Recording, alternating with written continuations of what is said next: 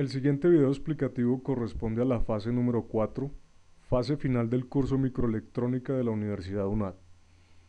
El curso fue desarrollado en base a un caso de estudio en particular, el cual se compone de 3 etapas, del cual se hará también un breve recuento de los resultados obtenidos en el desarrollo del curso. El caso de estudio nos habla de que la Universidad UNI desea construir un laboratorio automatizado. El laboratorio que deberán desarrollar cuentan con 3 etapas, las cuales los ingenieros irán desarrollando a medida que se avanza. Para la etapa 1 se solicitó comenzar haciendo un banco de pruebas para los microcontroladores, usando la arquitectura del microcontrolador de Arduino, que tuviera las siguientes características: que permitiera tener entradas digitales y salidas digitales, que tuviera alimentación de 5 voltios para todo el circuito, que se pudiera desarrollar prácticas con LED y display 7 segmentos, todo en base a compuertas lógicas, y que permitieran al menos realizar una suma de 2 dígitos. El resultado de esta etapa, la estamos viendo en pantalla, es un circuito integrado de 26 pines, de los cuales podemos observar en la parte de abajo las entradas, que corresponden a entradas de 4 bits cada una, el circuito operacional lógico y las salidas en la parte superior. Para la simulación se utilizaron tanto LEDs como display 7 segmentos. Si vemos en la parte de abajo, el dato A está entregando el número binario 3, mientras que el dato B está entregando el 4, y la suma corresponde al número 7, que se puede visualizar a través de los LEDs que van del valor A al D, o también se puede visualizar a través del display 7 segmentos. Al lado derecho podemos ver un circuito operacional también lógico, el cual permite configurar cualquiera de los dos puertos RA o RB como entrada o salida de manera independiente. Si nos fijamos, tenemos unos pines de habilitación, en el cual en el pantallazo podemos ver que está habilitado el puerto A como entrada y el B como salida. Si observamos en detalle, el pin RA1 está en alto y por lo tanto la salida del puerto RB1 está en 0. Esto nos da a entender que las salidas de los puertos que quedan como salidas son negadas. El circuito obtenido lo podemos ver en un encapsulado de 26 pines, puede ser tipo DIP, y vemos las entradas al lado izquierdo superior, entradas A, entrada B. Tenemos los pines de habilitación para el puerto A como salida, B como entrada, el pin de habilitación para el puerto A como entrada y el B como salida, las entradas de los puertos RB, RA, y las salidas del sumador con su respectivo pin de carry o acarreo, pin de alimentación, pin de tierra. Respecto a la etapa 2, se solicitó crear un circuito integrado capaz de controlar la temperatura de un laboratorio. Para ello se disponía de un sensor de grados, 2 ventiladores y 2 LED de indicación de estados de caliente o frío, y uno para la temperatura de advertencia. Dentro de los datos de diseño se dieron las siguientes condiciones resumidas en una tabla, en donde nos decía que para cada temperatura especificada se debían realizar ciertas acciones sobre los ventiladores o los LED, como se pueden visualizar en la tabla. Con un diagrama de bloques general podemos entender más fácilmente lo que se solicita en esta etapa número 2, en el cual, como vemos, la temperatura del laboratorio es convertida en un valor proporcional de 0 a 5 voltios por el sensor de temperatura. Ese valor analógico es convertido a un valor digital a través de un conversor análogo digital, y ese dato de entrada digital a nuestro circuito integrado a diseñar va a generar unas acciones sobre los elementos finales de control, que serían el ventilador 1, ventilador 2 y los LED de temperatura promedio de advertencia. Tomando en cuenta la siguiente condición, en donde apagado es igual a 0 y encendido es igual a 1, se pudo reescribir el cuadro, obteniendo una tabla de verdad para cada elemento final de control. Por lo tanto, a través de la circuitería lógica y simplificación por mapas de Carnot, podemos encontrar la ecuación de salida para cada elemento. Esto nos llevó a el siguiente montaje, en donde al lado izquierdo podemos ver las entradas y en el lado derecho podemos ver las salidas, que corresponde al pin del ventilador 1, pin de control del ventilador 2, el LED de temperatura promedio y el LED de temperatura de advertencia. Como resultado, en esta etapa 2 tuvimos un encapsulado de 14 pines, en donde se hizo la siguiente disposición. Al lado izquierdo tenemos pin de alimentación, un pin no conectado, las 4 entradas. Al otro lado, lado derecho, tenemos las salidas, ventilador 1, ventilador 2, los dos LED de temperatura promedio y de advertencia, pin de tierra y dos pines que no conectan. Para la etapa 3, la etapa final de este curso, la solicitud para los ingenieros es desarrollar un integrado capaz de controlar las cámaras de vigilancia, que en total son 4, las cuales se deben mover en un rango de derecha a izquierda según un tiempo suministrado. Se ha establecido también un ley de indicación de vigilancia para cada salón, salón 1 y salón 2. Igual que en la etapa número 2, se ha dado una tabla de condiciones de diseño en donde para cada tiempo suministrado se toma o se ejecuta una acción sobre cada cámara o cada LED. Un esquema del diseño de la etapa 3 se ve en la pantalla en este momento, en donde se puede ver más claramente lo que se busca.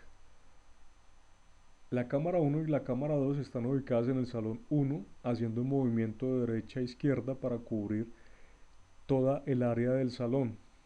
Durante ese movimiento, el LED de vigilancia hará cierta intermitencia y de igual manera pasará en el salón número 2, en donde también contamos con un LED de vigilancia que encenderá y apagará en debidos momentos, y cuenta también con dos cámaras, en este caso la número 3 y la número 4. Un diagrama de bloque general nos ayuda a entender un poco mejor. Lo que se solicita es que un circuito generador de secuencias, el cual puede ser desarrollado a través de máquinas de estado, como por ejemplo la máquina de estado de Moore, nos entregue una secuencia que cambia cada 2 segundos. Para implementar los 2 segundos se puede utilizar un circuito reloj que puede ser, por ejemplo, el 555, configurado como un tren de pulsos, el cual entregaría la señal de 2 segundos al circuito generador de la secuencia, el cual nos entregaría la secuencia que se muestra en esta gráfica, que fue la solicitada. El número decimal correspondería al estado 0, 1, 2, 3, 4, 5 y 6. Estos datos digitales o binarios son ingresados al circuito integrado a diseñar, y este, en base a cada entrada tomará una acción sobre el controlador de cada cámara. En este caso debería ser un motor que lleve de izquierda a derecha la cámara, y también en los LED de vigilancia.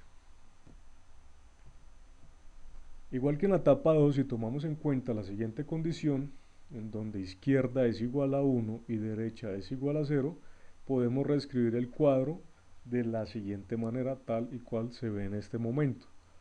Como vemos, en la columna número 1, columna tiempo, están los 7 tiempos. En la columna número 2, entradas digitales, podemos observar los valores de las entradas de nuestro circuito integrado, y a partir de la columna 3 hasta la columna número 8 podemos observar las acciones que se deberán tomar por parte de nuestro circuito integrado. A la derecha podemos observar más claramente la opción que queremos tomar sobre cada cámara y sobre cada LED, en donde 0 significa apagado para los LED, 1 preencendido para el LED, 1 movimiento hacia la izquierda para nuestra cámara y 0 movimiento hacia la derecha para nuestra cámara. De igual manera podemos obtener el circuito lógico a través de la simplificación por mapas de Carnot de cada tabla de verdad para cada elemento.